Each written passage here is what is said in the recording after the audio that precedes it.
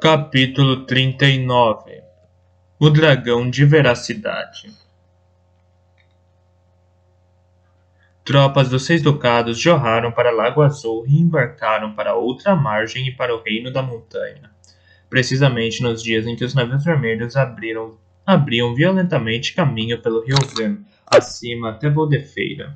Esta nunca fora uma cidade fortificada, embora as novas sobre a vinda dos navios os tivessem precedido por um mensageiro rápido.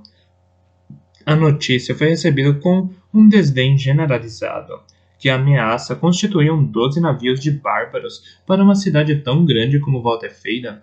A guarda da cidade foi posta em alerta e alguns dos mercadores ribeirinhos tomaram medidas para tirar os seus bens de armazéns situados perto da água, mas a atitude geral era de que se eles conseguissem chegar tão longe como Voldefeira, os arqueiros iriam abater os salteadores facilmente antes de terem tempo de causar danos reais. O consenso geral era que os navios deviam trazer alguma oferta se tratado ao rei dos Seis Ducados. Houve muita discussão sobre que extensão dos Seis Ducados eles pediriam que lhe fosse cedida e sobre o possível valor de se reabrir o comércio com as ilhas externas, propriamente ditas, sem falar em restaurar o fluxo comercial ao longo do rio Servo. Esse é apenas mais um exemplo dos erros que podem ser cometidos quando se pensa que se sabe o que o inimigo deseja se age de acordo. O povo de Voldefeira atribuiu aos navios vermelhos o mesmo desejo de prosperidade e abundância que ele mesmo sentia. Basear a avaliação dos navios vermelhos nesse motivo foi um erro grave.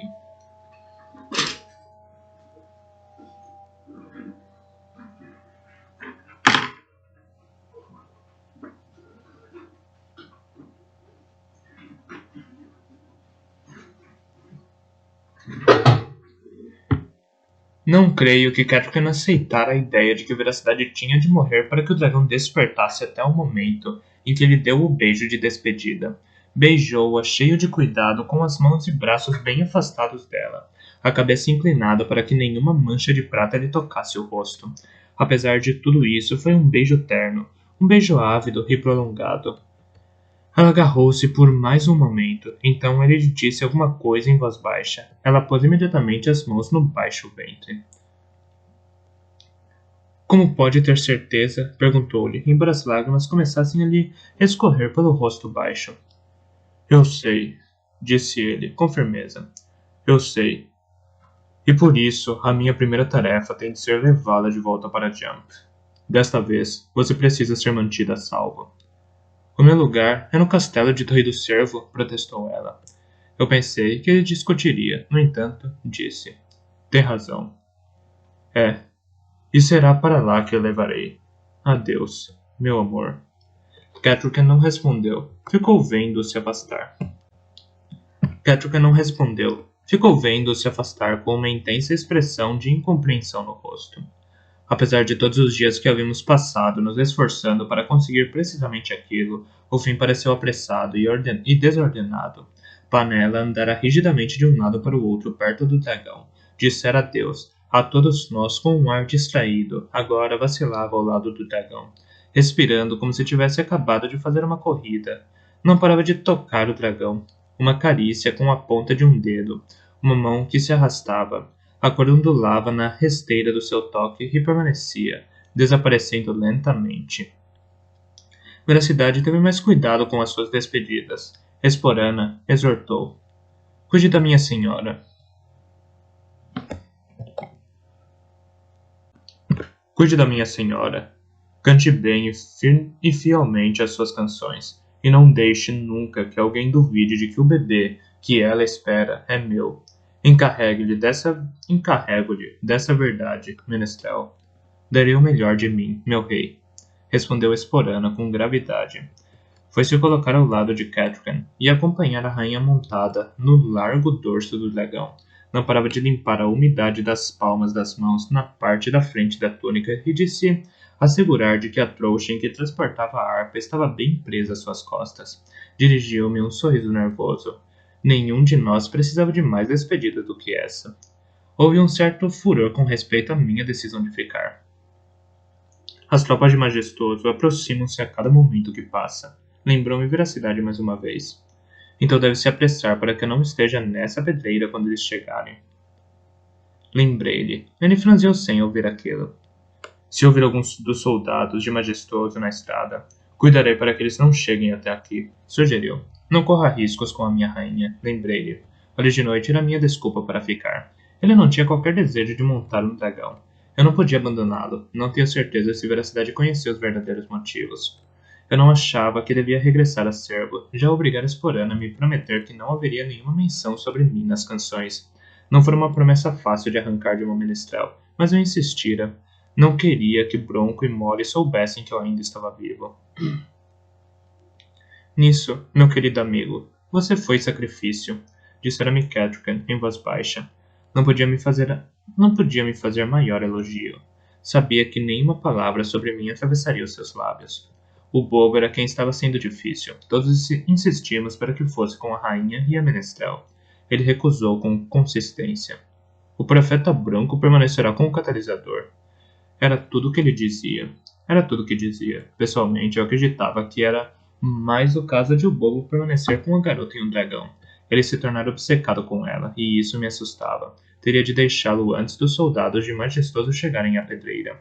Eu lhe dissera isso em particular, e ele assentira facilmente. Então chegou o momento em que deixou de restar motivo para que Veracidade se demorasse. Pouco tínhamos dito um ao outro, mas eu sentia que havia pouco que pudéssemos dizer. Tudo o que acontecera agora me parecia inevitável. Era como o bobo dissera. Olhando para trás, eu conseguia ver onde suas profecias havia muito nos empurraram para aquele canal. Ninguém podia ser culpado. Ninguém podia ficar sem culpas. Ele me fez um aceno com a cabeça antes de se virar e caminhar para o dragão. Então parou de repente. Quando se virou para trás, estava desafivelando o seu desgastado cinturão da espada. Aproximou-se de mim, enrolando o cinto em volta da bainha enquanto eu caminhava, sem apertá-lo.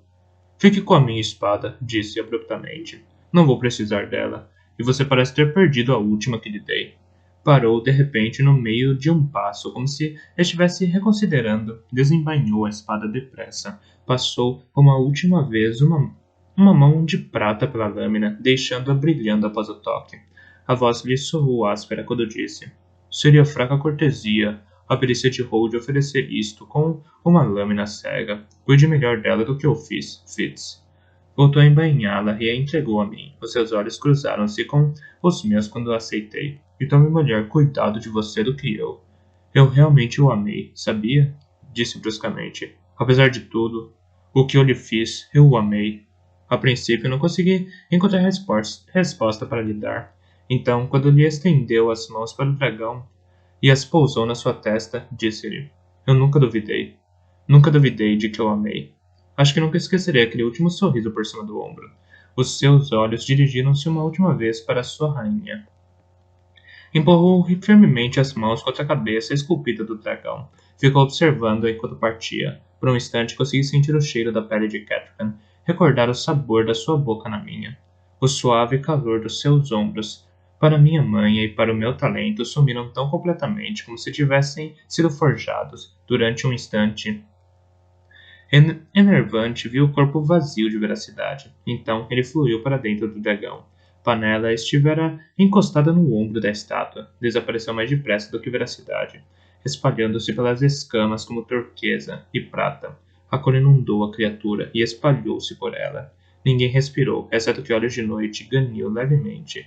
Uma grande quietude prolongou-se sob o sol de verão. Ouvi Catrican soltar um único soluço, estrangulado. Então, como um vento súbito, o grande corpo escamoso encheu os pulmões de ar. Os seus olhos, quando os abriu, eram negros e brilhantes, os olhos de um visionário, e eu soube que Veracidade olhava por eles. Ergueu a grande cabeça no topo do seu pescoço sinuoso, espreguiçou-se como um gato, dobrando e rolando os ombros, reptilianos e estendendo garras. Quando as imensas asas desdobraram-se, agitou-se um falcão arrumando a plumagem e voltou a dobrá-las bem justas ao corpo. A cauda chicoteou uma única vez, atirando ao ar poeira de rocha e cascalho. A grande cabeça virou-se com os olhos exigindo que estivéssemos tão contentes com aquela nova identidade como ele estava. Veracidade enquanto o dragão avançou para se apresentar à sua rainha. A cabeça que baixou até ela tornava insignificante. Vi todo o reflexo de Catrican em um cintilante olho negro. Então abaixou um ombro para ela, pedindo-lhe para montar. Por um instante, o pesar controlou o rosto dela. Então Catrican respirou fundo e tornou-se rainha. Avançou destemida, pôs a mão no brilhante ombro azul de Veracidade. As suas escamas eram escorregadias, e ela deslizou um pouco quando subiu no seu dorso e depois se arrastou para frente até onde podia lhe envolver o pescoço com as pernas. Esporana me lançou um olhar de terror e espanto e seguiu mais lentamente a rainha. Via tomar o seu lugar atrás de Catrican e verificar uma vez mais se a trouxa com a harpa estava bem presa às suas costas. Catrican ergueu um braço em despedida para nós, gritou alguma coisa, mas as palavras perderam-se no vento das asas do dragão, que se abriam. Bateu-as uma, duas, três vezes, como que para experimentá-las. Poeira, cascalho picaram o meu rosto, e Olhos de Noite encostou-se bem grudado na minha perna. O dragão abaixou-se enquanto preparava as grandes patas sob o corpo. As grandes asas turquesa voltaram a bater, e ele saltou de repente. Não foi uma decolagem graciosa, e ele oscilou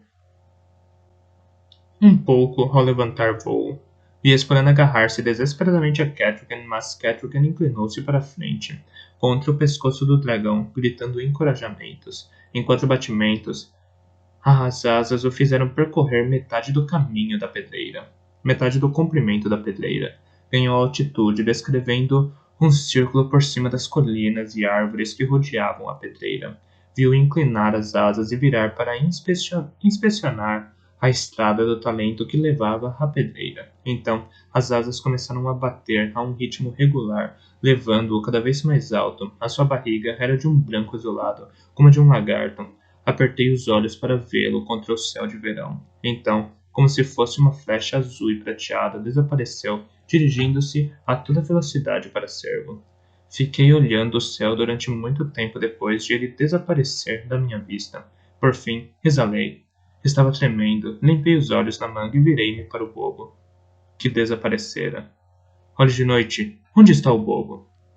Nós dois sabemos para onde ele foi. Não é preciso gritar. Eu sabia que ele tinha razão, mas não conseguia negar a urgência que sentia.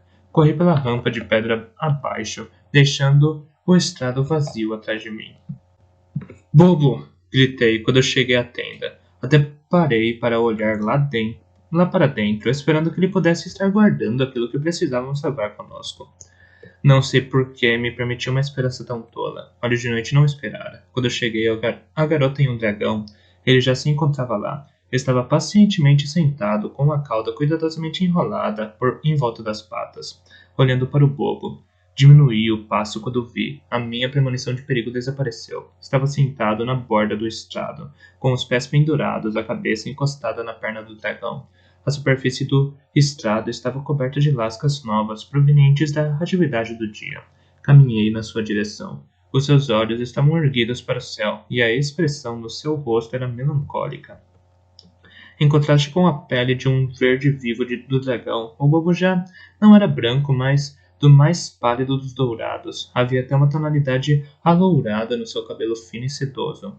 Os olhos que virou para mim eram de um topázio claro.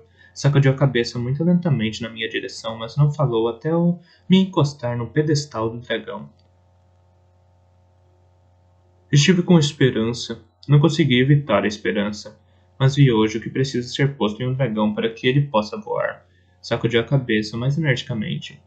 E mesmo se eu tivesse o talento para dar essas coisas, não as possuo para dar. Mesmo se ela consumisse tudo o que sou, não seria o suficiente. Eu não disse que sabia que seria assim, nem mesmo disse que sempre suspeitara. Finalmente eu aprendi alguma coisa com Esporana Cantodave. Deixei-o ter um silêncio durante algum tempo. Então disse: Olhos de Noite e eu vamos buscar 2 jepas. Quando eu voltar, é melhor fazermos rapidamente a trouxa e irmos embora. Não vi Veracidade perseguir nada. Isso talvez queira dizer que as tropas de Majestoso ainda estão distantes, mas não quero correr qualquer risco. Ele respirou fundo. Isso é sensato. Está na hora deste bobo de ser sensato. Quando você voltar, eu o ajudo a embalar as coisas. Percebi então que ainda tinha a espada de veracidade na mão. Tirei a simples espada curta que usara e substituía pela arma que Hold fizera para a veracidade. Tinha um peso estranho contra mim. Ofereci a espada curta ao bobo. Quer isso? Ele me lançou um olhar intrigado. Para quê? Sou um bobo e não um matador. Nunca sequer aprendi a usar uma coisa dessas. Deixei-o ali, para fazer as suas despedidas. Quando zigue-zagueamos para fora da pedreira e para os bosques onde havíamos pastoreado as jepas, o lobo ergueu o focinho e farejou. Nada resta de sedor além de um cheiro ruim, observou ele quando passamos pela vizinhança do cadáver. Suponho que deveríamos tê-lo enterrado, disse, tanto para mim como para ele. Não faz sentido enterrar carne que já apodreceu, observou ele, intrigado. Não faz sentido enterrar carne que já apodreceu, observou ele, intrigado. Passei pelo pilar negro, mas não sem um pequeno estremecimento. Encontrei as nossas jepas dispersas em um prado que cobria a encosta de uma colina. Mostraram-se mais relutantes em ser apanhadas do que eu esperara. Olho de Noite divertiu-se consideravelmente mais reunindo-as do que elas ou eu. Escolhi a líder das jepas e mais uma, mas quando as levei, as outras decidiram nos seguir também. Devia ter contado com isso. Esperava que as outras ficassem e se tornassem selvagens. Não apreciava a ideia de levar 6 jepas atrás de mim o caminho inteiro até Jump. Uma nova ideia me ocorreu quando as fazia passar pelo pilar e para o interior da pedreira. Não tinha de regressar a Jump.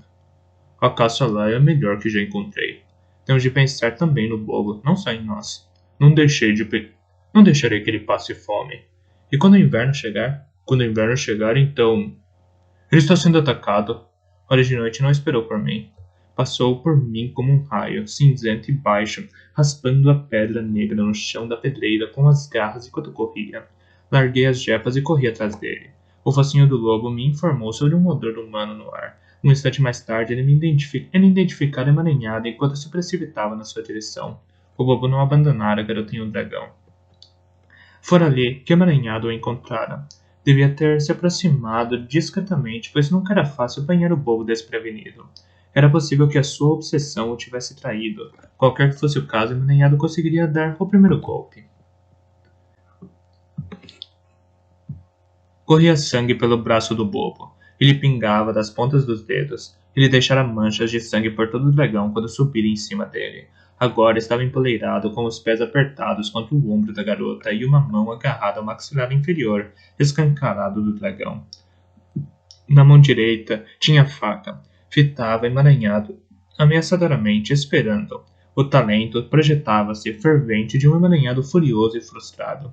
O emaranhado subira no estrado e estava agora tentando subir no dragão, propriamente dito, enquanto se esforçava para estender a mão e impor um toque de talento ao bobo. A pele de escamas lisas o estava frustrando. Se só alguém tão ágil como o bobo poderia ter escalado até o local em que se empoleirava logo fora do alcance de Emaranhado. Emaranhado puxou a espada, frustrado, e a brandiu contra os pés apertados do bobo. A ponta errou, mas não por muito, e a lâmina ressoou contra as costas da garota. O bobo gritou tão alto como se a lâmina o tivesse realmente atingido, e tentou subir ainda mais. Via sua mão escorregar onde o seu próprio sangue lubrificara a pele do dragão.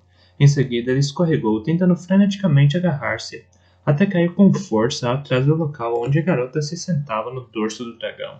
Via sua cabeça se chocar no ombro dela. Pareceu meio atordoado e agarrou-se onde se encontrava. Emaranhado levantou a espada para um segundo golpe, um golpe que poderia facilmente separar a perna do bobo do seu corpo, mas tão inaudível como o ódio pode ser, o lobo saltou para o estrado e o apanhou Emaranhado por trás. Eu ainda corria para eles quando vi um impacto de Olhos de Noite atirar Emaranhado para frente, fazendo colidir com a garota e o dragão. Caiu de joelhos ao lado da estátua. O golpe de espadas errou o bobo e voltou a ressoar contra a cintilante pele verde do dragão. Ondulações de cor afastaram-se ligeiras dessa colisão de metal e pedra como as ondas que surgem quando se atira um seixo em uma lagoa de águas paradas. Cheguei ao estrado no momento em que Olhos de Noite atirava a espada em frente, a cabeça em frente. Cheguei Cheguei ao estrado no momento em que Olhos de Noite atirava a cabeça em frente. As suas mandíbulas se fecharam, agarrando Emaranhado por trás, entre o ombro e o pescoço. Emaranhado gritou com uma voz que se tornou espantosamente estridente. Deixou cair a espada e ergueu as mãos para agarrar as vorazes mandíbulas do lobo. Olhos de Noite sacudiu-o como um coelho. Então o lobo firmou as patas da frente nas largas costas de Emaranhado, e assegurou-se melhor de tê-lo agarrado. Há coisas que acontecem depressa demais para contar bem. Senti vontade atrás de mim no mesmo momento em que a violenta borrifada de sangue de Emaranhado se transformava num súbito jorro. Olhos de Noite cortava-lhe a grande veia da garganta e a vida de Emaranhado era bombeada para o exterior em jorros escarlates. Para você, irmão, disse Olhos de Noite. Disse Olhos de Noite ao bobo. Esta morte é para você. Mesmo assim, Olhos de Noite não o largou e voltou a sacudi-lo. O sangue saltou como uma fonte enquanto Emaranhado lutava, sem saber que já estava morto. O sangue atingiu a pele brilhante do dragão e escorreu por ela abaixo para ir se acumular nas depressões que o bobo cinzelara ao tentar libertar as suas patas e cauda. E ali o sangue borbulhou e fumegou, devorando a pedra como a água escaldante teria corroído um pedaço de gelo. As escamas e garras das patas traseiras do dragão foram reveladas. O detalhe da cauda semelhante a um chicote foi exposto. E quando Olhos de Noite finalmente atirou ao chão o corpo sem vida de Emaranhado, as asas do dragão se abriram. Agora o dragão ergueu-se no ar como lutara para fazer durante tanto tempo. Pareceu erguer-se sem esforço, quase como se flutuasse para longe. O bobo foi levado com ela, viu inclinar-se para frente, agarrando-se instintivamente à cintura elástica da garota que estava na sua frente. O rosto estava virado para longe de mim. Vislumbrei os olhos sem expressão e a boca imóvel no rosto da garota. Era possível que os seus olhos vissem, mas ela não era mais separada do dragão do que a cauda ou a asa. Meramente outro apêndice. Um apêndice ao qual o bobo se agarrava enquanto ambos se erguiam cada vez mais alto. Vi todas essas coisas, mas não porque parasse para olhar, vi-as em vislumbres e através dos olhos do lobo. O meu olhar foi virado para a vontade quando ele se aproximou correndo por trás de mim. Trazia uma lâmina desembainhada na mão e corria com facilidade. Puxei a espada de veracidade quando me virei e descobri que ela levava mais tempo para sair da bainha do que a espada curta a que me habituara. A força do talento de vontade me atingiu em uma onda de bofetadas no preciso instante em que a ponta da arma de veracidade se soltava da bainha. Dei um passo cambaleante para trás e ergui as muralhas contra ele. Ele me conhecia bem. Aquela primeira onda era composta não apenas de medo, mas também de dores específicas. Haviam sido preparadas especialmente para mim. Experimentei mais uma vez o choque do nariz quebrado. Senti a queimadura no rosto cortada. Mesmo que ela não fazia escorrer sangue quente pelo peito abaixo como fizera outrora. Durante um segundo gélido, nada pude fazer a não ser manter as muralhas erguidas contra aquela dor debilitante. A espada em que segurava pareceu subitamente ser feita de chumbo. Ficou frouxa na minha mão e a ponta baixou para a terra. A morte de Emaranhado me salvou. No momento em que o Olhos de Noite atirou o seu corpo sem vida para o chão, vi essa morte bater contra a vontade. Os seus olhos quase se fecharam com o impacto. O último membro do seu círculo havia partido. Senti vontade de diminuir de repente, não só porque o talento de Emaranhado já não suplementava o seu, mas por ser dominado pela dor. Encontrei à minha mente uma imagem do cadáver apodrecido de Cedoura e a atirei contra ele para garantir. Ele cambaleou para trás. Você fracassou. Vontade. Cuspi as palavras. O dragão de veracidade já acordou. Neste exato momento, voa na direção de Servo. A sua rainha o monta e ela carrega dentro de si o seu herdeiro. O legítimo rei irá reclamar o trono e a coroa. Irá varrer das costas os navios vermelhos e expulsar as tropas de Majestoso das montanhas. Não importa o que você fizer aqui e agora, está derrotado. Um estranho sorriso retorceu a minha boca. Ganhei. Rosnando, Olhos de Noite avançou para se pôr ao meu lado. Então o rosto de vontade mudou. Majestoso me olhou através dos seus olhos. Estava tão impassível com a morte de Emaranhado como estaria com a de vontade. Não detectei qualquer pesar, só ira pela diminuição do seu poder. Talvez, disse ele com a voz de vontade. Talvez, nesse caso, eu não deva me preocupar com mais nada além de matá-lo, bastardo, a qualquer custo. Sorriu para mim. Um sorriso de um homem que sabe o resultado que os dados darão antes de dispararem. Experimentei um momento de incerteza e medo. Ergui mais alto as minhas muralhas contra as táticas insidiosas de vontade. Acha mesmo que um espadachim caolho tem alguma chance contra a minha arma e o meu lobo majestoso?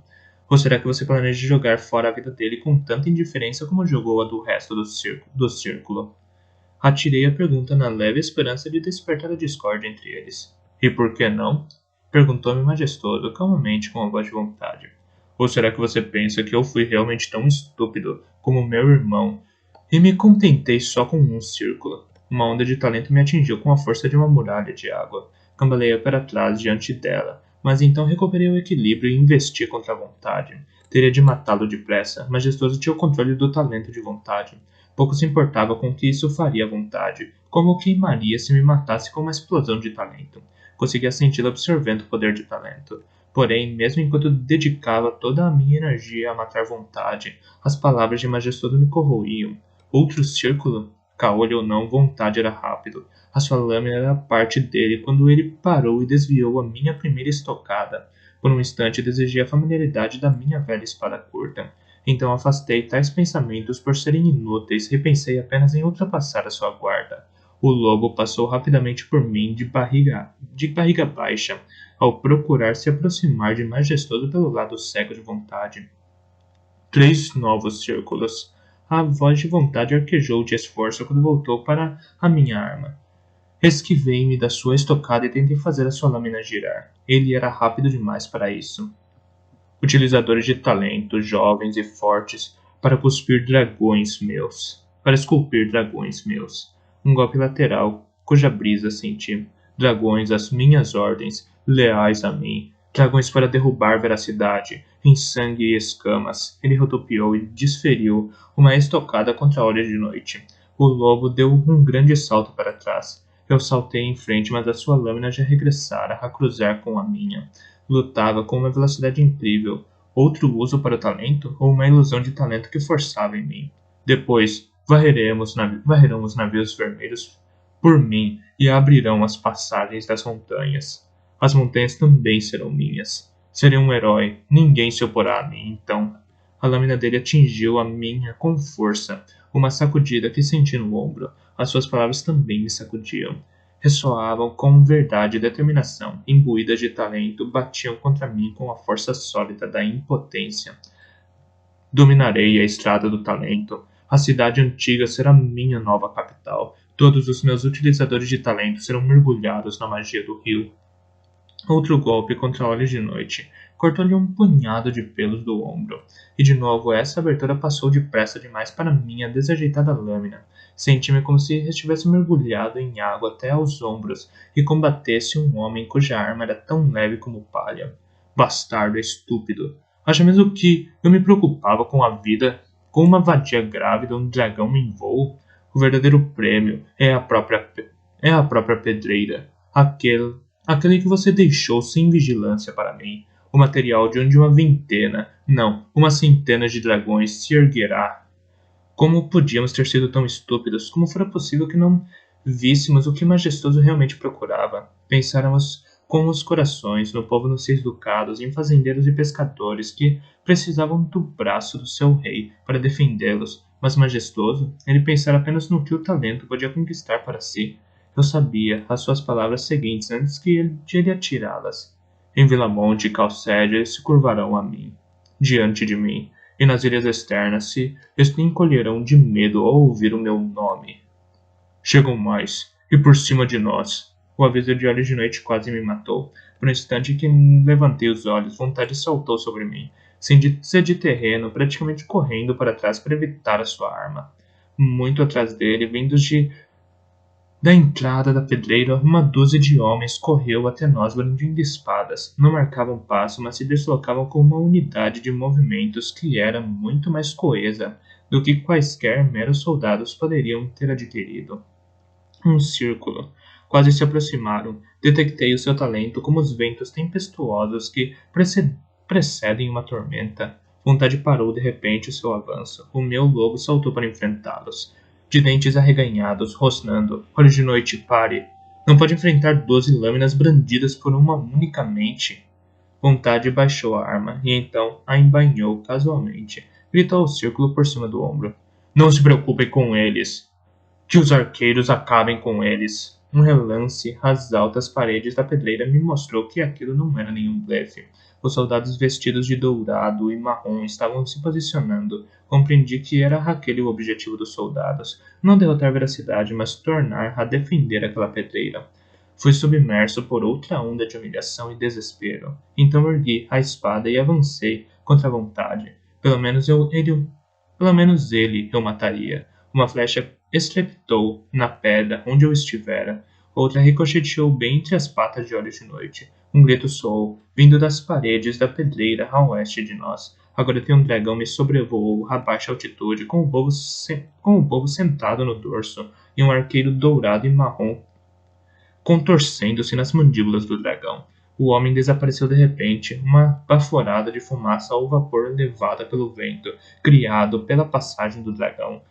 Encolheu as asas, voltou a se aproximar a baixa altitude, abocanhando o outro arqueiro e fazendo o outro saltar para a pedreira para evitá-lo. Outra baforada de fumaça. No chão da pedreira, todos nós estacamos, olhando para cima, boquiabertos. Vontade se recuperou mais depressa do que eu. Um grito furioso aos seus arqueiros, ressoando em talento. Disparem contra ele! Abatam-no! Quase no mesmo instante, uma falange de flechas partiu, cantando na direção do dragão. Algumas arquearam e caíram antes mesmo de se aproximarem. As outras foram refletidas com um único e poderoso bater de asas. As flechas oscilaram de repente no sopro do seu vento e caíram rodopiando, como palhas, para irem se estilhaçar no chão da pedreira. Agora um dragão inclinou de súbito o corpo para a frente e mergulhou diretamente contra a vontade. Ele fugiu. Creio que o majestoso o abandonou, pelo menos durante o tempo que levou para tomar essa decisão. Fugiu, e por um instante pareceu que perseguiu o lobo que já quase cobria a distância que o separava do círculo. Porém, no momento em que o círculo percebeu que vontade estava fugindo na sua direção com um dragão cortando o ar atrás dele, gritou sobre os calcanhares e fugiu também. Captei um breve clarão de deliciado triunfo vindo de olhos de noite por ver 12 espadachins não enfrentarem a sua investida.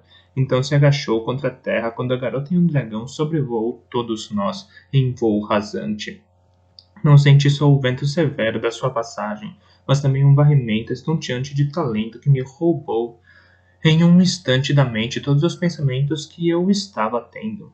Foi como se o mundo tivesse sido brevemente mergulhado numa escuridão absoluta e depois me tivesse sido devolvido numa luz plena. Tropecei na minha corrida e por um instante não me consegui lembrar do motivo pelo qual carregava uma espada desembainhada e de quem perseguia. À minha frente vontade vacilou quando a sombra do dragão o cobriu, e então, por sua vez, foi o círculo que cambaleou. As garras do dragão tentaram sem sucesso apanhar vontade quando passou. Os blocos de pedra negra que estavam espalhados por todo lado foram a sua salvação, pois a envergadura da garota e um dragão era tamanha que ele conseguiu escapar dela na estreiteza do labirinto que formavam. O dragão guinchou frustrado, o grito agudo e selvagem de um falcão contrariado. Ergueu-se no ar e virou para tentar apanhá-lo uma segunda vez. Arquejei quando ele voou direto para um bando de flechas, para um bando cantante de flecha. Elas se chocaram inutilmente na sua pele, como se os arqueiros tivessem mirado na pedra negra da pedreira.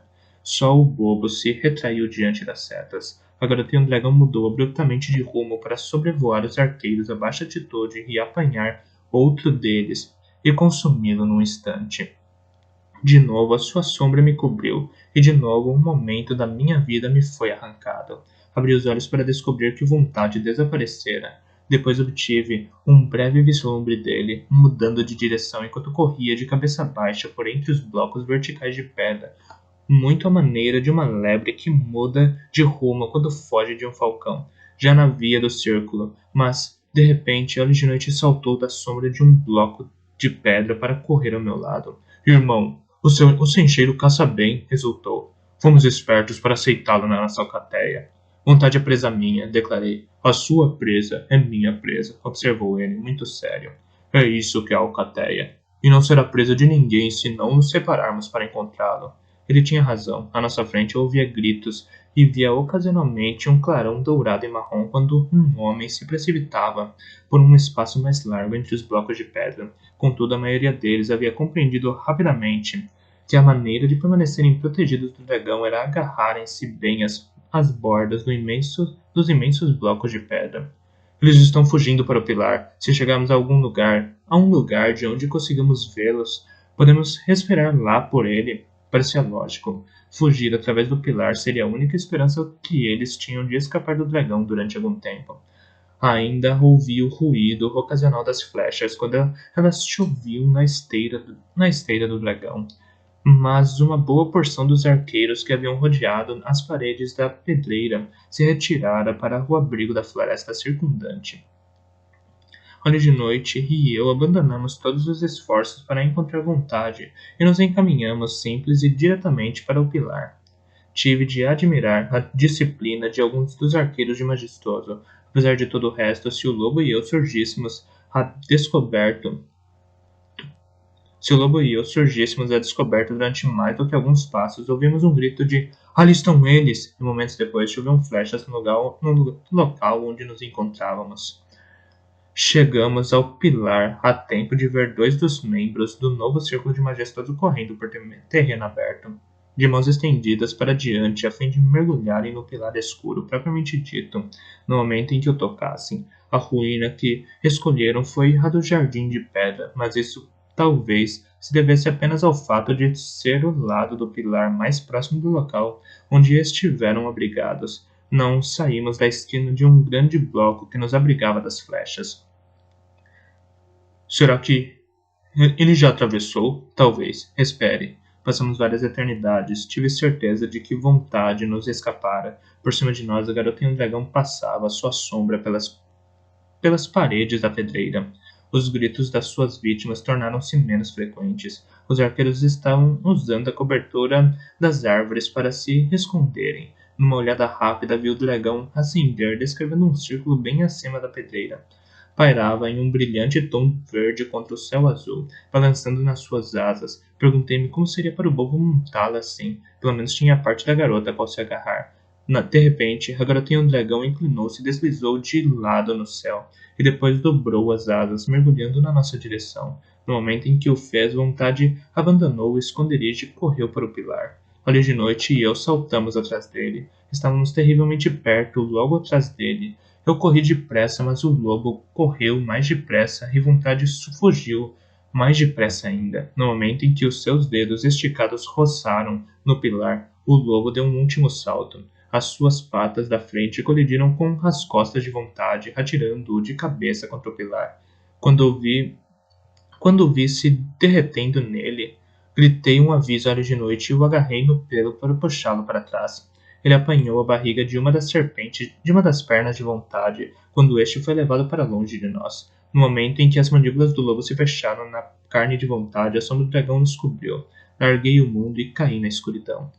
Abundam lendas sobre heróis que combateram inimigos sombrios no submundo. Cantam-se algumas sobre aqueles que entraram voluntariamente no escuro desconhecido, a fim de resgatar amigos ou amantes. Em um momento sem tempo, foi-me oferecida claramente uma escolha. Podia agarrar vontade e estrangulá-lo, e até deixá-lo sem vida, ou poderia apertar contra mim ali de noite e mantê-lo inteiro contra todas as forças que dilaceravam a sua mente e o seu ser de lobo. Na verdade, não foi escolha alguma. Emergimos para a sombra fresca e a relva pisoteada.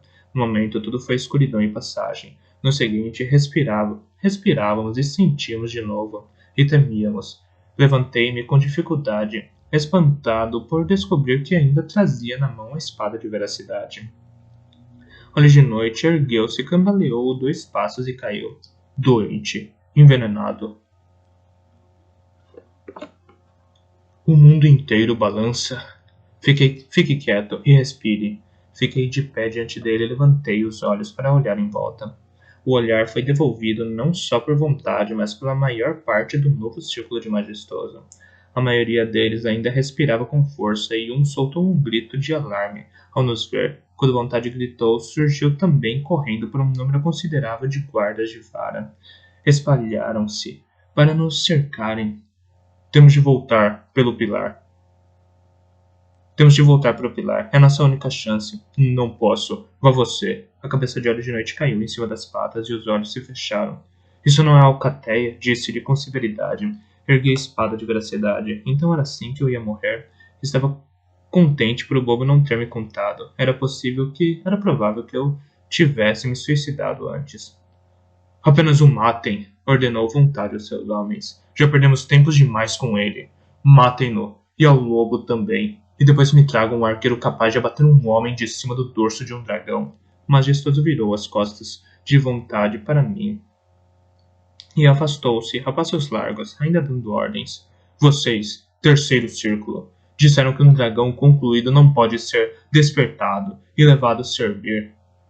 Bem, acabei de ver um bobo sem talento fazendo exatamente isso, e não descobriu como se faz. Começarão agora, que o bastardo teste o seu talento contra espadas. Ergui a espada e Olhos de Noite ficou de pé. A náusea ondulou de encontro ao meu medo quando o círculo de soldados se aproximou de nós.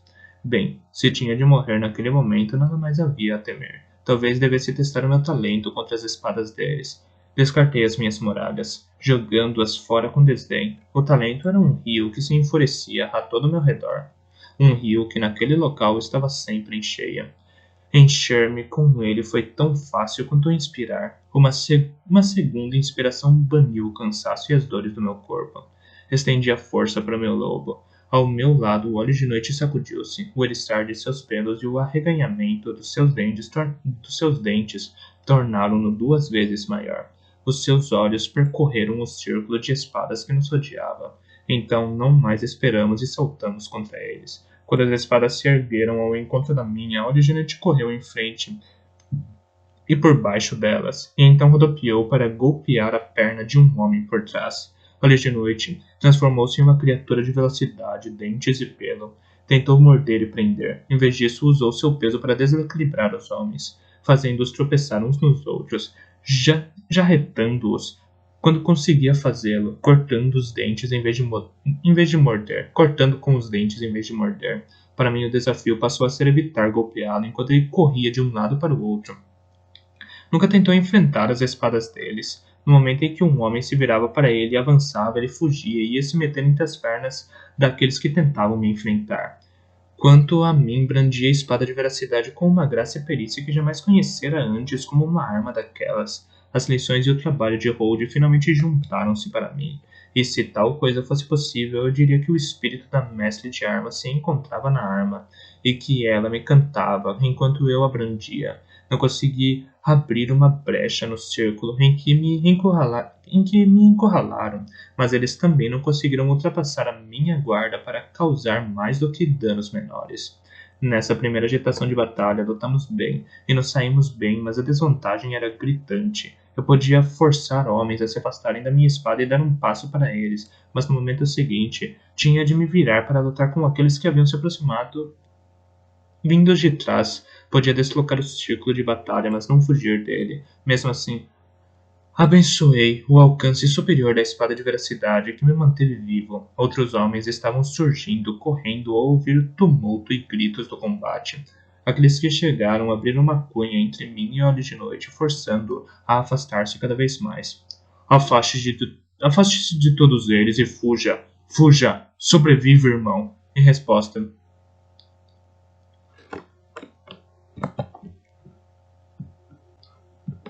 afaste-se de todos eles e fuja! Fuja! Sobrevive, irmão! Em resposta, ele correu para longe de todos eles e logo regressou aos saltos, investindo pelo meio dos soldados. Os homens de Majestoso golpearam-se uns aos outros num esforço fútil para detê-lo.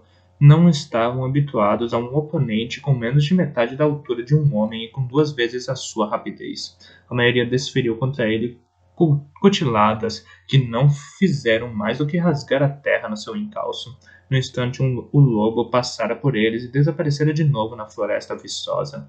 Homens olhavam rapidamente em todas as direções, tentando saber de onde ele surgiria a seguir. Contudo, mesmo no auge da luta, eu sabia que o que fazíamos era inútil. Majestoso venceria, mesmo se eu matasse todos os homens que ali se encontravam. Incluindo vontade, Majestoso venceria. Aliás, já vencera. E não teria eu sabido sempre que assim seria? Não teria eu sabido, desde o início de tudo, que o majestoso estava destinado a governar? Dei um súbito passo adiante, cortei o braço de um homem pelo cotovelo e usei o impulso desse golpe para trazer a lâmina da espada de volta num arco que fez com que a ponta passasse pelo rosto de outro homem. Quando os dois caíram, emaranhando-se um no outro, surgiu uma minúscula abertura no círculo.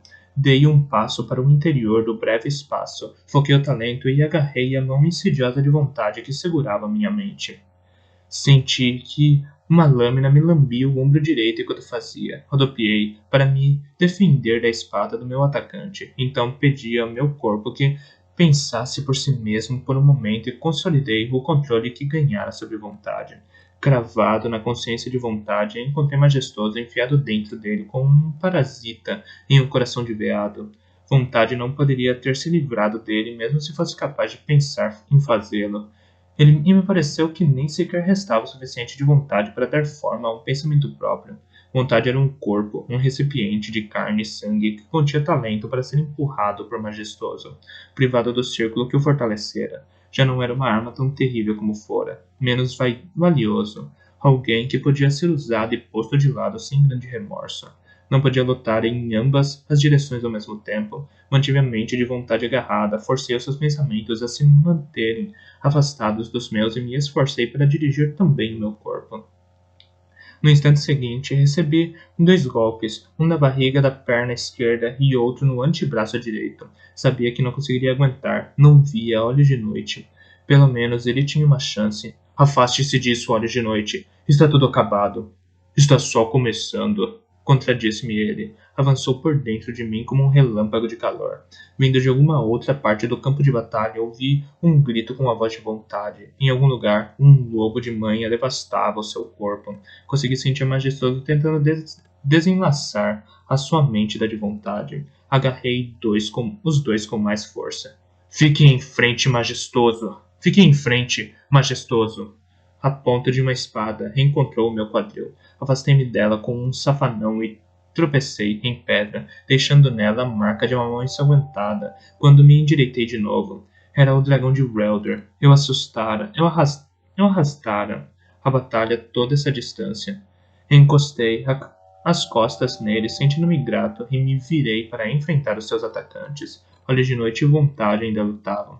Era claro que vontade aprendera algumas coisas com a tortura de manhosos. Não estava tão vulnerável ao lobo como teria estado anteriormente. Não conseguia causar dano ao lobo com o talento, mas foi capaz de envolvê-lo em camadas atrás de camada de medo. O coração de olhos de noite surgiu de repente, rebombando nos meus ouvidos. Voltei a me abrir ao talento, enchi-me e fiz aquilo que nunca antes tentara fazer.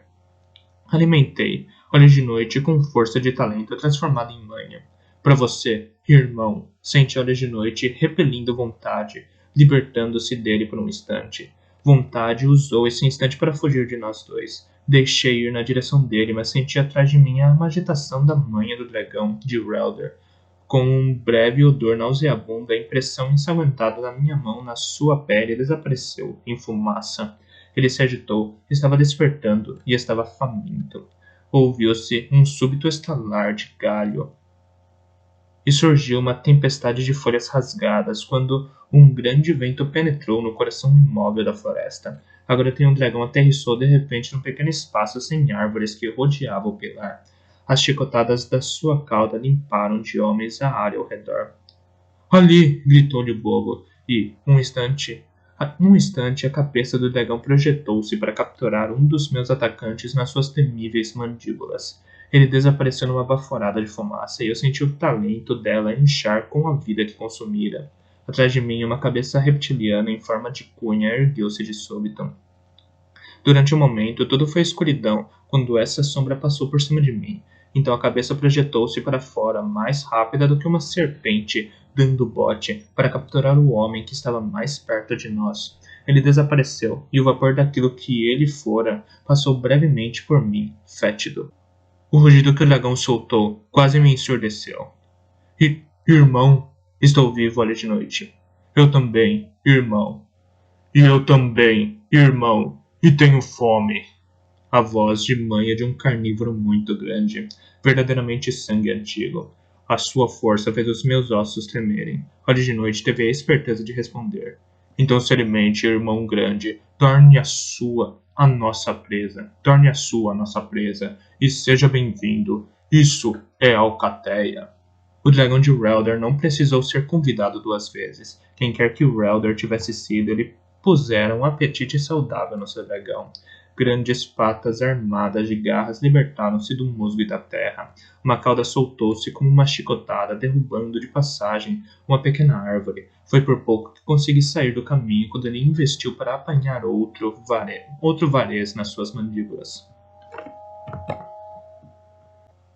Sangue e manha. É isso que preciso. É isso que preciso. É isso que é preciso. Sangue e manha. Podemos despertar os dragões. Sangue e manha? No momento estamos ensopados em ambos. Ele me compreendera instantaneamente. No meio do massacre, Alice de Noite e eu nos lançamos a um enlouquecido jogo infantil. Foi quase uma competição para ver quem conseguia despertar mais dragões. Uma competição que o lobo ganhou com facilidade. Corria para um dragão, sacudia sobre ele o sangue que trazia na pelagem. Então lhe pedia: acorde, irmão, e alimente-se. Trouxemos carne para você. E quando cada um dos grandes corpos fumegava com sangue de lobo e despertava, ele lhe lembrava: somos Alcateia. Eu encontrei o Rei Sabedoria. Era o seu dragão da galhada de veado, e ele ergueu-se do sono gritando: servo, para a torre do servo, Eldael, que fome tenho. A fartura de navios vermelhos ao longo da costa de servo, senhor. Então estão à espera de suas mandíbulas, disse-lhe. Apesar de todas aquelas palavras, pouco de humano restava nele. A pedra e as almas haviam se fundido para se transformarem realmente em dragão. Compreendíamos uns aos outros como os carnívoros se compreendem. Eles já haviam caçado em Alcateia e disso lembravam-se bem. A maioria dos outros dragões não tinha em si nada de humano. Haviam sido esculpidos por antigos e não por homens, e pouco mais compreendíamos uns dos outros do que o fato de sermos irmãos e de termos lhe trazido carne. Aqueles que haviam sido formados por círculos possuíam vagas lembranças de reis de servo e visionário. Não foram essas lembranças que os ligaram a mim, mas a minha promessa de alimento. Considerei a maior das bênçãos que conseguisse inculcar pelo menos isso naquelas estranhas mentes. Chegou o momento em que não consegui encontrar mais dragões entre a vegetação rasteira. Atrás de mim, onde os soldados de Majestoso haviam acampado, ouvi os gritos de homens perseguidos e o rugido dos dragões que competiam por carne, não por carne, mas por vida. As árvores cediam diante das suas arremetidas e as chicotadas que as suas caudas davam cortavam arbustos como uma ceifa corta caules de cereais. Eu fizera uma pausa para respirar com uma mão apoiada no joelho e a outra ainda segurando a espada de veracidade. A respiração me vinha difícil e seca. A dor estava começando a abrir caminho por entre o talento e eu impusera ao meu corpo. Pingava sangue dos meus dedos, a falta de um dragão a quindá-lo. Limpei a mão no justilho. Fitz! Virei-me enquanto o bobo corria para mim. Envolveu-me nos braços, abraçou-me com força. Ainda vive, graças a todos os deuses de toda parte. Ela voou como o próprio vento e sabia onde encontrá-lo. De algum modo, sentiu esta batalha, a toda aquela distância. Fez uma pausa para respirar e acrescentou: tenho uma fome insaciável, Fitz. Você precisa vir comigo agora. Eles estão ficando sem presas. Precisa montá-la comigo e levá-los para onde possam se alimentar, senão não sei o que farão. Ali de noite juntou-se a nós. Esta alcateia grande está esfomeada. Só preciso muita caça para saciá-los. Vamos com eles para a caça? Ali de noite hesitou. Não acosto. Vamos com eles para a caça? Ali de noite hesitou. Não a costas de um deles? Nas costas de um deles, pelo ar? É assim que eles caçam. Não são esses os métodos deste lobo. Mas se você tiver que me deixar para trás, eu compreendo. Não deixo, irmão. Não o deixo. Acho que o bobo detectou um pouco do que foi transmitido entre nós, pois já estava sacudindo a cabeça antes de eu falar. Você precisa liderá-los. Na garota tem um dragão. Leve-os para servo e para junto de veracidade. Eles irão lhe dar ouvidos, pois você é alcateia conosco, Isso é algo que eles compreendem. Você precisa liderá-los. Na Garota e um Dragão. Leve-os para a Sérvia para junto de veracidade. Eles irão lhe dar ouvido, pois você é alcateia conosco. Isso é algo que eles compreendem. Fitz, não posso. Eu não fui feito para isso, para esse massacre. Não foi para essa perda de vidas que eu vim. Nunca tinha visto isso, em nenhum sonho, nem li em nenhum pergaminho. Temo que eu possa levar o tempo por um caminho errado. Não, isso está certo.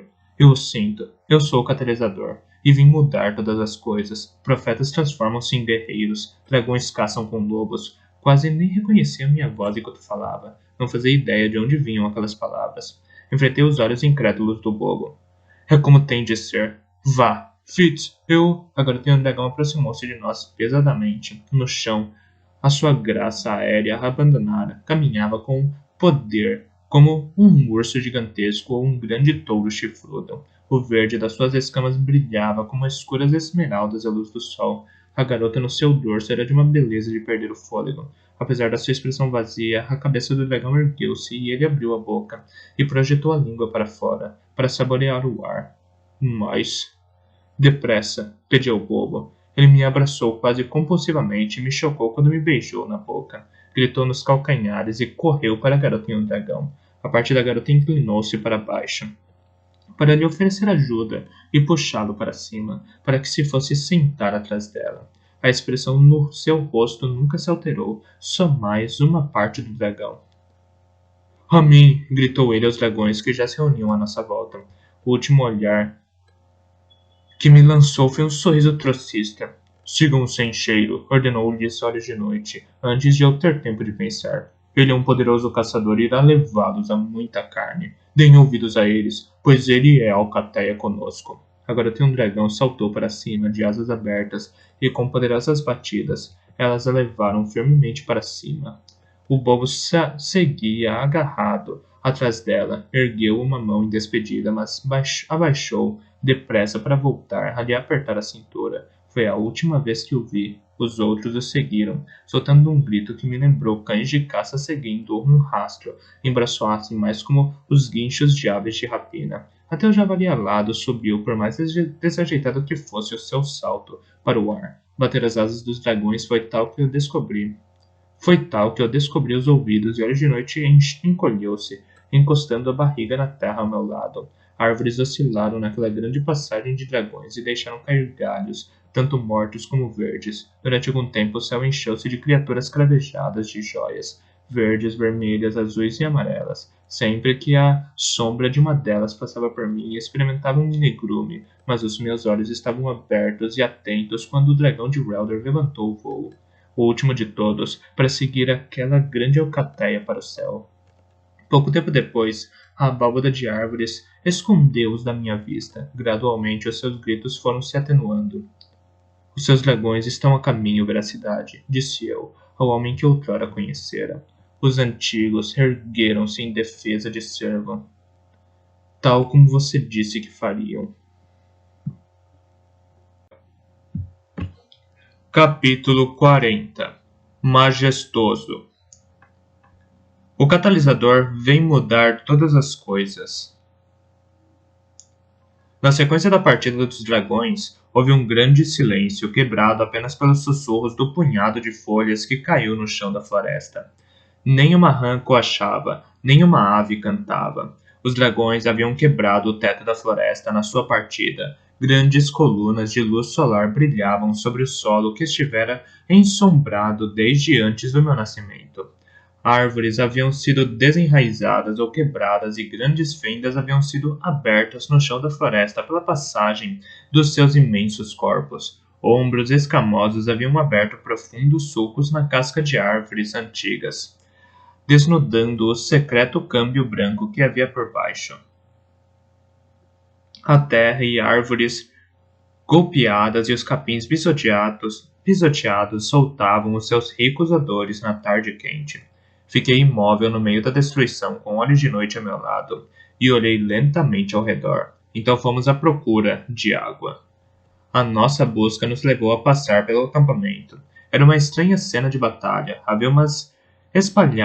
Havia armas espalhadas por todo lado e alguns elmos, tendas pisoteadas e material espalhado, mas pouco mais do que isso.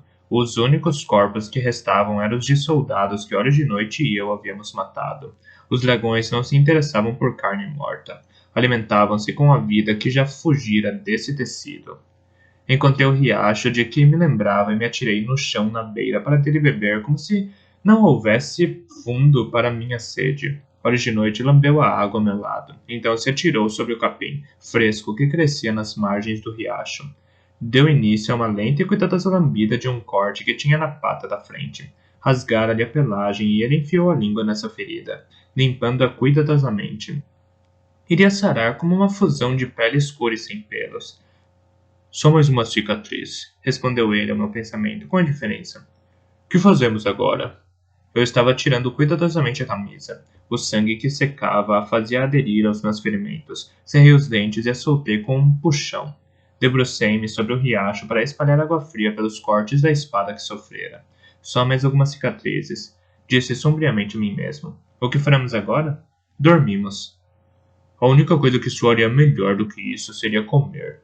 Não tenho estômago para matar ninguém agora, disse-lhe. Esse é o problema de matar homens. Todo o trabalho que dão, e em troca, nada para comer.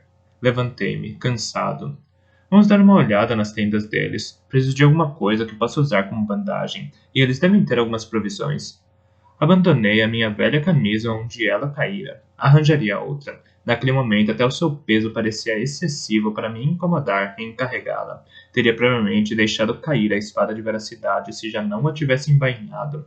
Desembainhá-la de novo teria sido esforço demais. Era esse o cansaço que eu de repente sentia. As tendas haviam sido esmagadas durante a caçada dos dragões.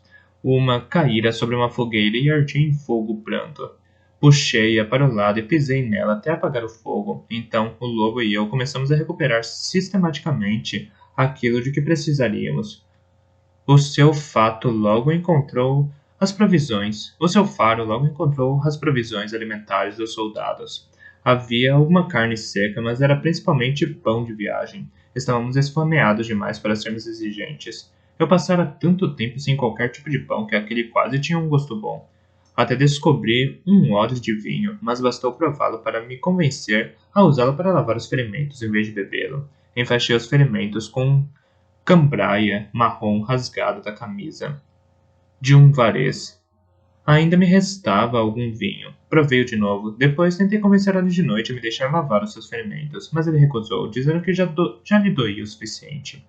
Eu estava começando a ficar rígido, mas me forcei a ficar de pé. Encontrei a trouxa de um soldado e joguei fora todas as coisas que me eram inúteis. Enrolei 2 cobertores e os amarrei bem, e encontrei um manto dourado e marrom para usar nas noites frias. Desencavei mais pão e o enfiei na trouxa. O que você está fazendo? Hora de noite estava sonolento, quase dormindo. Não quero dormir aqui esta noite. Portanto, recolho aquilo de que vamos precisar para nossa viagem. Viagem? Vamos para onde? Fiquei imóvel por um momento. Regressar para Molly Servo? Não, nunca mais. Jump? Por quê? Por que voltar a percorrer aquela estrada longa e cansativa? Não consegui imaginar nenhuma boa razão.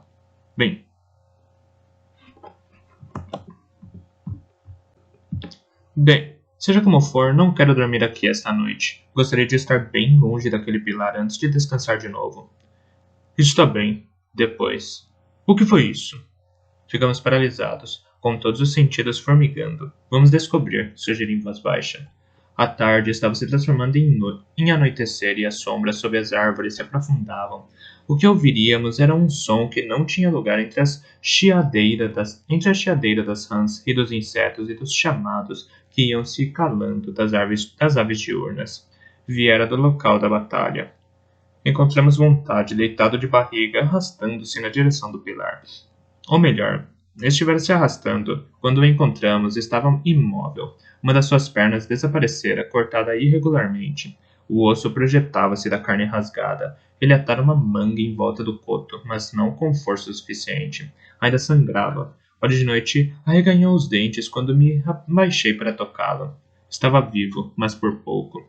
Não havia dúvida de que tivera a esperança de chegar ao pilar e atravessá-lo para encontrar outro dos homens, de majestoso que o ajudassem. Majestoso devia ter sabido que ele permaneceria vivo.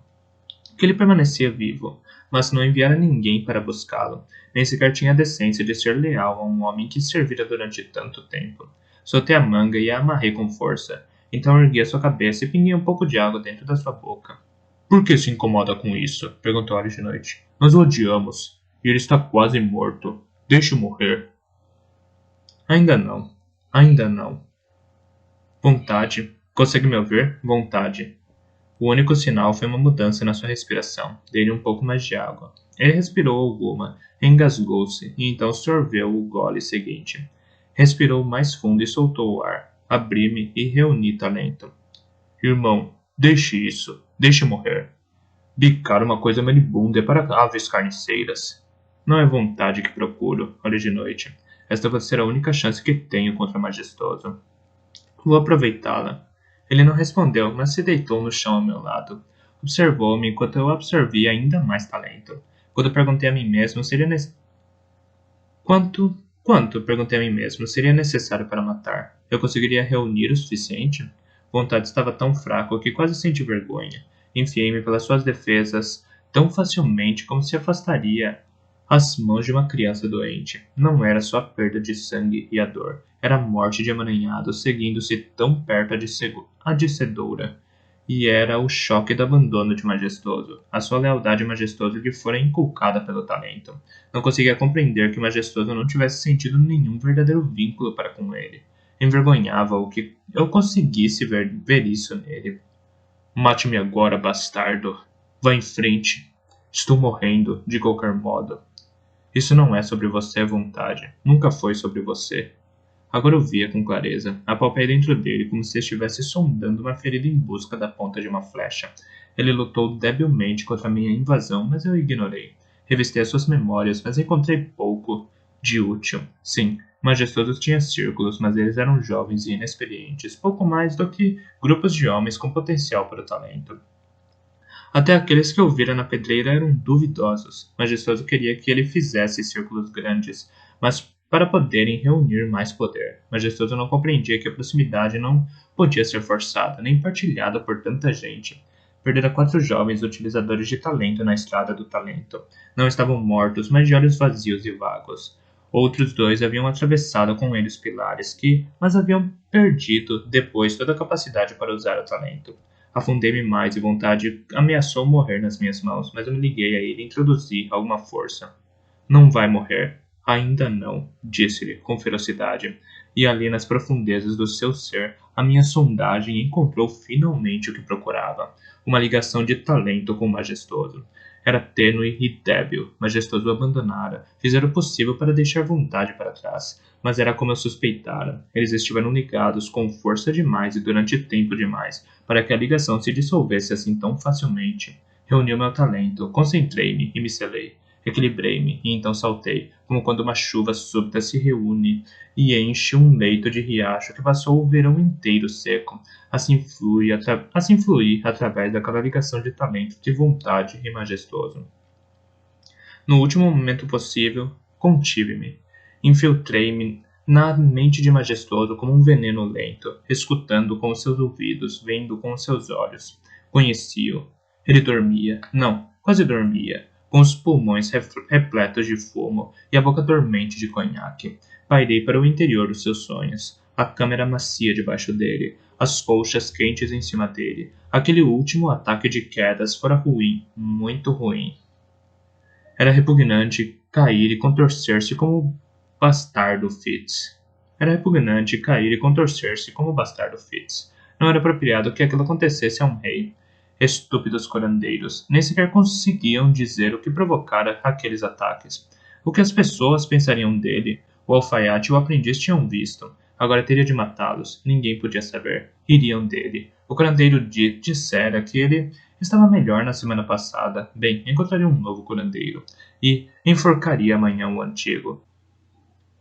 Não, iria dá-los forjados na arena do rei. Eles já estavam com muita fome. E depois deixaria os grandes gatos à solta com os forjados. E o touro. O grande touro branco com os chifres largos e a corcova.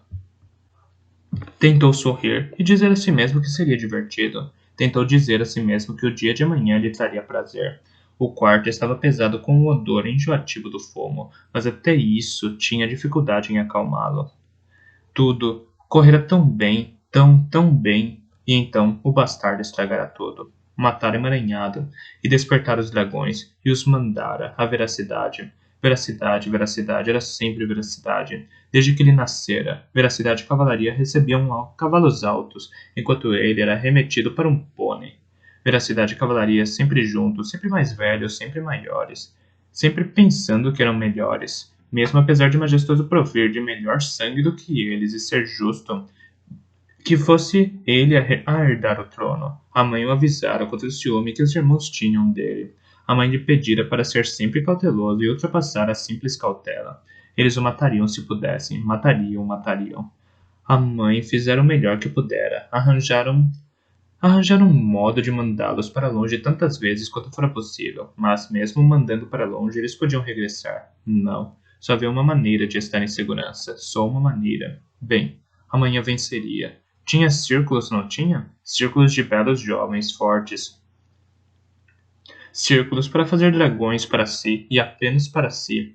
Os círculos estavam vinculados a ele e os dragões também lhe ficariam vinculados. E ele criaria mais círculos e mais dragões. E mais ainda, até ter muitos mais do que veracidade. Só que fora vontade quem ensinara os círculos em seu nome. E agora, vontade era inútil. Quebrado, como um brinquedo, o dragão lhe arrancara a perna quando o atirara ao ar, e vontade de aterrissar em uma árvore como uma pipa de papel sem vento. Era repugnante, um homem com uma perna só. Não suportava coisas quebradas. O seu olho cego já fora ruim o suficiente, mas perder também uma perna? O que pensariam os homens de um rei que mantinha um servidor aleijado? A mãe nunca confiara em aleijados. São invejosos, avisaram. Sempre invejosos e se voltarão contra você. Mas precisara de vontade para os círculos. Estúpido vontade. Era tudo culpa de vontade. Mas era vontade quem sabia como despertar o talento nas pessoas e transformá-las em círculos. De modo que talvez devesse mandar alguém buscar vontade, se vontade ainda estivesse vivo. Vontade, majestoso, sondou timidamente na nossa direção. Não exatamente. Fechei o meu talento ao redor dele. Foi ridiculamente fácil, como tirar uma galinha adormecida do poleiro. Solte-me! Solte-me! Sentiu tentando alcançar os outros círculos. Afastei-os dele com uma bofetada, isolei-o do talento deles. Ele não tinha força alguma, nunca tivera nenhuma força real para o talento. O poder que ele manejara pertencera por inteiro ao círculo. Isso me chocou, todo o medo que eu carregava dentro de mim há mais de um ano. De quê? De uma criança chorona e mimada que conspirava para roubar os brinquedos dos irmãos mais velhos. A coroa e o trono não eram para ele mais do que haviam sido os cavalos e as espadas. Não tinha nenhuma ideia de como governar um reino, só sobre como usar uma coroa e fazer o que quisesse. Primeiro a mãe e depois Galeno. Tinham conspirado por ele. Não aprendera com eles mais do que uma astúcia matreira para obter o que queria. Se Galeno não tivesse vinculado a ele o círculo, nunca teria manejado nenhum poder verdadeiro. Privado do seu círculo, eu o vi tal como era. Uma criança mimada, com uma queda para a crueldade que nunca fora reprimida. É isto que temos temido e de que temos fugido. Isto? É isso que temos temido e de que temos fugido. É isto? Olhe de noite, o que faz aqui? A sua presa é minha, irmão. Quero ver que carne viemos até tão longe para capturar. Majestoso contorceu-se e sacudiu-se, literalmente nauseado pelo toque de manha do lobo na sua mente. Era imundo e repugnante, uma coisa suja e canina, nojenta e mal cheirosa, tão má como aquela criatura parecida com uma ratazana que corria pelos seus aposentos durante a noite e não se deixava apanhar. Olhos de Noite aproximou-se mais, empurrou a manha contra ele como se conseguisse cheirar a toda aquela distância. Majestoso vomitou e estremeceu. Basta! Basta! Eu disse a Olhos de Noite, e o lobo cedeu. Se vai matá-lo, faça-o depressa, aconselhou Olhos de Noite. O outro enfraquece e morrerá se você não se apressar. Ele tinha razão. A respiração de vontade tornara-se baixa e rápida. Agarrei majestoso com firmeza, e então alimentei vontade com um pouco mais de força. Ele tentou não aceitar, mas o seu autodomínio não era assim tão forte. Se lhe é dada uma chance, o corpo escolherá sempre viver. E assim os seus pulmões se acalmaram e o coração bateu com mais força. De novo, puxei talento para mim. Concentrei-me nele e afiei a sua finalidade. Devolvi a minha atenção majestoso. Se me matar, queimará a si mesmo. Perderá o seu talento. Se me matar com ele. Eu pensara nisso. Nunca gostara muito de ser talentoso. Preferia de longe ser manhoso do que talentoso. Não seria nenhuma perda. Forcei-me a me lembrar de Galeno. Chamei à mente o círculo fanático que ele criara para Majestoso. Isso deu a forma à minha determinação. Como ansiara por fazer há tanto tempo, soltei meu talento contra ele. Depois disso, pouco restou de vontade. Mas eu fiquei sentado ao seu lado e lhe dei água quando ele pediu. Até o cobri quando se queixou debilmente de frio. A minha vigília de morte confundiu o lobo. Uma faca na garganta de vontade teria sido muito mais rápido para ambos, talvez mais misericordiosa, mas eu chegara à conclusão de que já não era um assassino. Portanto, esperei pelo seu último suspiro. Quando o rei o soltou, levantei-me e me afastei. É uma longa distância do reino da montanha à costa de Cervo. Mesmo a voo de dragão, incansável e rápido, é uma longa distância. Durante alguns dias, Olhos de Noite e eu conhecemos a paz. Viajamos para longe do jardim de pedra vazio, para longe da negra estrada do talento. Estávamos ambos desmaiados e cansados para caçar bem, mas encontráramos um bom ribeiro de trutas e seguimos-lo. Os dias estavam quase quentes demais, as noites mostravam-se limpas e suaves. Pescávamos, comíamos, dormíamos. Eu pensava apenas em coisas que não magoavam. Não no abraço de Mole e Bronco, mas em Ortiga, abrigada pelo bom braço direito dele. Bronco seria um bom pai para ela. Tive a prática, até encontrei em mim a esperança de que ela pudesse vir a ter irmãos e irmãs mais novos nos anos que aí vinham. Pensei na paz de regresso ao reino da montanha. Em navios vermelhos afastados da costa dos Seis Ducados, sarei, não por completo. Uma cicatriz nunca é igual à boa carne, mas para a hemorragia.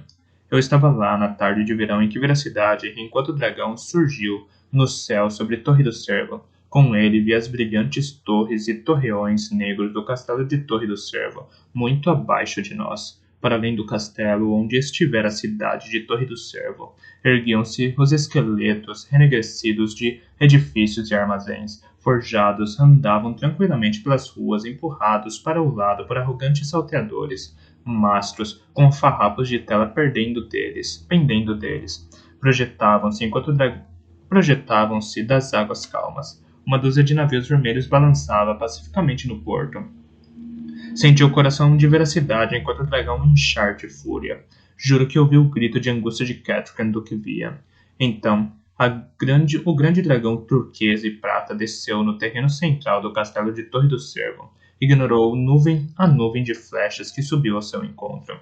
Ignorou também os gritos dos soldados que se encolhiam à sua frente, deixados sem sentido quando a sua sombra se espalhou sobre eles e as suas grandes asas bateram para baixar o seu volume até o chão. Foi um milagre que não os tivesse esmagado. Ainda enquanto o dragão descia, Catrican já procurava ficar de pé nos ombros dele, gritando à guarda para que baixasse os piques e se afastasse. No chão, ele baixou o ombro para permitir que uma desgrenhada rainha Catrican desmontasse. Esporana cantodava e deslizou para o chão depois dela e distinguiu-se por fazer uma mesura à fileira de piques que estavam apontados para elas. Vi mais do que alguns rostos que conhecia e partilhei da dor de veracidade pelo modo como as privações os haviam transformado. Então Paciência avançou com um pique bem seguro na mão de elmo posto de viés sobre o cabelo entrançado. Abriu caminho aos encontrões por entre os intimidados guardas, com os olhos cor de avelã duros como pedra num rosto encovado. Ao ver o dragão, parou. O seu olhar saltou da rainha para os olhos escuros do dragão. Respirou fundo, prendeu a respiração e então exalou a palavra. Antigo. Atirou o elmo e o pique ao ar com um grito de júbilo e correu em frente para abraçar Catrican, gritando: Um antigo! Eu sabia que eles iriam regressar! girou sobre os calcanhares, dando uma saraivada de ordens que incluíam tudo, desde um banho quente para a rainha até preparar uma investida a partir dos portões do castelo de Torre do Cervo. Mas o que guardarei para sempre no coração foi o momento em que se virou para bater o pé para ver a cidade enquanto o dragão e lhe dizer para apressar a pôr aqueles malditos navios fora do porto. A dama paciência de Torre do Cervo habituara-se a que lhe obedecessem rapidamente. Veracidade subiu e partiu para a batalha, como sempre fizera. Sozinho. Por fim, tinha o que desejara, confrontar os seus inimigos não com o talento, mas em carne e osso. Na primeira passagem que fez, um golpe com a cauda despedaçou 2 dos navios vermelhos. Pretendia que nenhum lhe escapasse. Foi só horas mais tarde que o bobo, a garota e um dragão e os seus seguidores chegaram para se juntarem a ele. Mas a essa altura já não permanecia no porto de Cervo nenhum navio vermelho. Os recém-chegados juntaram-se à caça pelas ruas íngremes daquilo que fora a cidade de Torre do Cervo. Ainda não era noite quando as ruas ficaram vazias de salteadores. Aqueles que haviam se abrigado no castelo jorraram para a cidade para chorar todos os destroços, é certo, mas também para se aproximarem dos antigos que haviam regressado para salvá-los e maravilharem-se com eles. Apesar da quantidade de dragões que chegaram, seria a veracidade do dragão de que o povo de Cervo se lembraria com mais clareza. Não que as pessoas se lembrem de grande coisa com muita clareza quando os dragões as sobrevoam, lançando sombra por baixo. Apesar disso, é ele o dragão que se vê em todas as tapeçarias sobre a limpeza de Cervo. Foi um verão de dragões para os ducados costeiros. Eu vi tudo, ou tanto quanto conseguia caber nas minhas horas de sono. Mesmo acordado, estava consciente do que se passava, como trovões que são mais sentidos do que ouvidos à distância. Soube quando Veracidade levou os dragões para o norte, a fim de expurgar de navios vermelhos e salteadores todo o Cervo e Vigas, e até as ilhas próximas. Vi a limpeza de Torre Crespa e o regresso de Fé, Duquesa de Vigas, a fortaleza que lhe é própria. Agora tem um dragão e o bobo voaram para o sul ao longo da costa de Rasgão e Rasos, erradicando também os salteadores das suas fortalezas nas ilhas. Não sei como Veracidade lhes transmitiu que deviam se alimentar apenas de salteadores, mas essa fronteira não foi ultrapassada. As pessoas dos 6 ducados não os temiam. Crianças saíram correndo de cabanas e casas de campo para apontar para cima, para a passagem enfeitada de joias das criaturas. Quando os dragões dormiam nas praias e nos pastos, temporariamente saciados, as pessoas saíam para caminhar entre eles sem medo, para tocar com as suas próprias mãos aquelas criaturas cintilantes como pedras preciosas, e por todo lado em que os salteadores estabeleceram bases. Os dragões alimentaram-se bem. O verão minguou lentamente e o outono chegou para encurtar os dias e prometer tempestades vindouras, enquanto o lobo e eu pensávamos em arranjar abrigo para o inverno. Eu tinha sonhos de dragões voando sobre costas que nunca vira antes. A água batia fria contra aquelas costas duras, e o gelo apossava-se das bordas das suas estreitas baías, as ilhas externas, deduzi. Veracidade sempre ansiara por levar a guerra às suas costas, e o fez com ímpeto. Também fora assim no tempo do rei Sabedoria. Era inverno e a neve havia chegado às maiores altitudes das montanhas, mas não ao vale onde as nascentes quentes fomegavam no ar gelado. Quando os dragões passaram por cima de mim pela última vez, fui até a porta da cabana para vê-los passar, voando em grandes formações como gansos em migração. Olhos de Noite virou a cabeça para os seus estranhos chamados e soltou um uivo seu em resposta. Quando eles passaram sobre mim, o mundo piscou à minha volta e eu perdi toda a memória disso, menos a mais vaga. Não saberia lhe dizer se era a Veracidade que liderava o voo, ou mesmo se a garota e um dragão se encontravam entre eles. Soube apenas que a paz fora restaurada nos 6 ducados e que nenhum navio vermelho voltaria a se aventurar por perto das nossas costas. Esperei que todos dormissem bem no jardim de pedra, como haviam antes feito. Regressei para a cabana para virar o coelho no espeto. Ansiava por um longo e calmo inverno, e assim, a prometida ajuda dos antigos foi levada aos 6 ducados. Eles vieram tal como tinham vindo nos tempos do rei Sabedoria, e afastaram os navios vermelhos das costas dos 6 ducados. 2 navios brancos de grandes velas foram também afundados nessa grande limpeza, e tal como no tempo do Rei Sabedoria, suas sombras estendidas sobre as pessoas que sobrevoavam roubavam momentos de vida e de memória ao passar. Toda a miríade de formas e cores dos dragões chegaram aos pergaminhos e tapeçarias desse tempo, tal como antes, e as pessoas preencheram aquilo que não recordavam das batalhas em que os dragões enchiam os céus com suposições e fantasias. Menestréis fizeram canções sobre elas. Todas as canções dizem que Veracidade voltou pessoalmente para casa montado no dragão turquesa e cavalgou o animal para a batalha contra os navios vermelhos. E as melhores das canções dizem que quando a luta terminou, Veracidade foi levado pelos antigos, a fim de se banquetear com eles, coberto de honrarias, e depois dormir ao seu lado no seu castelo mágico, até o momento em que Servo precise chamá-lo mais uma vez. E assim, a veracidade se transformou, tal como Esporano me havia avisado, em algo maior do que os fatos. Aquele era, afinal, um tempo para heróis, e para ocorrerem todos os tipos de coisas maravilhosas. Como quando o majestoso em pessoa chegou a cavalo, à cabeça de uma coluna de 6.000 vareses, para levar ajuda e provisões não só a Servo, mas a todos os ducados costeiros.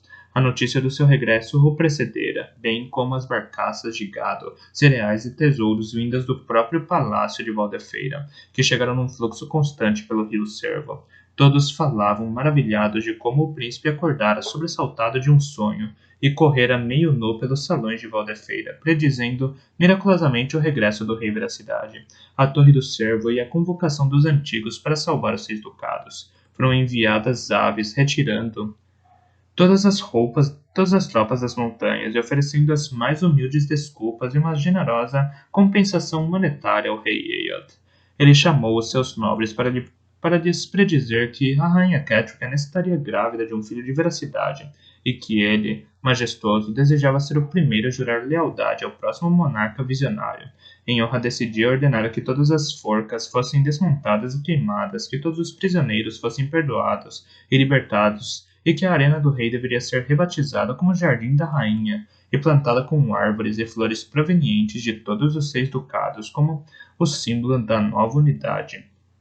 Quando, mais tarde nesse dia, os navios vermelhos atacaram os arredores de Valdefeira, o próprio majestoso gritou pelo seu cavalo e armadura e partiu para liderar a defesa do seu povo.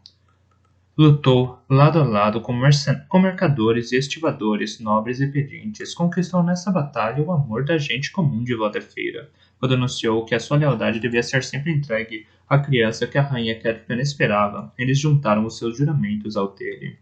Quando chegou à Torre do Cervo, dizem que permaneceu de joelhos à porta do castelo de Torre do Cervo durante alguns dias, vestido apenas de serapilheira, até que a rainha em pessoa se dignou a sair e aceitar os seus mais abjetos pedidos de desculpa por um dia ter duvidado da sua honra.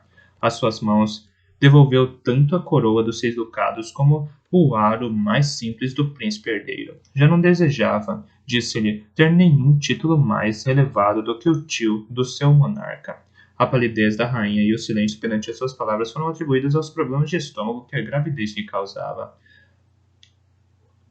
A Dom Breu, o conselheiro da rainha, devolveu todos os pergaminhos e livros da mestre do talento solicitude, com uma súplica para que os guardasse bem, pois havia neles muitas coisas que podiam ser voltadas para o mal nas mãos erradas. Tinha terras e um título que queria outorgar ao povo, assim que este regressasse da guerra, à Torre do Cervo, e a sua tão querida cunhada Dama Paciência devolveu o subis que a cavalaria lhe dera, pois nunca poderiam agraciar melhor outro pescoço que não o dela. Eu pensara em obrigá-lo a erigir uma estátua à minha memória, mas decidira que isso seria ir longe demais. A lealdade fanática que imprimira nele seria o meu melhor memorial. Enquanto o majestoso estivesse vivo, a rainha Cétrica nem o seu filho não teriam um súdito mais leal. No fim das contas, claro, isso não foi por muito tempo. Todos ouviram falar na trágica e bizarra morte do príncipe majestoso. A raivosa criatura que o atacou ferozmente na cama. Certa noite deixou rastros sangrentos não só na roupa da sua cama, mas por todo o seu quarto, como se tivesse exultado com o seu feito. Segundo os boatos, fora uma ratazana de rio extremamente grande que, sem que se soubesse como, viajara com ele desde Valdefeira. Aquilo foi muito perturbador para todas as pessoas do castelo. A rainha mandara trazer os cães rateiros para resquadrinhar todos os aposentos, mas sem qualquer sucesso. A fera nunca fora capturada ou morta, embora rumores de avistamentos da imensa ratazana abundassem entre a criadagem do castelo. Houve quem dissesse que foi por isso que durante os meses seguintes Dom Breu raramente foi visto sem o seu furão de estimação.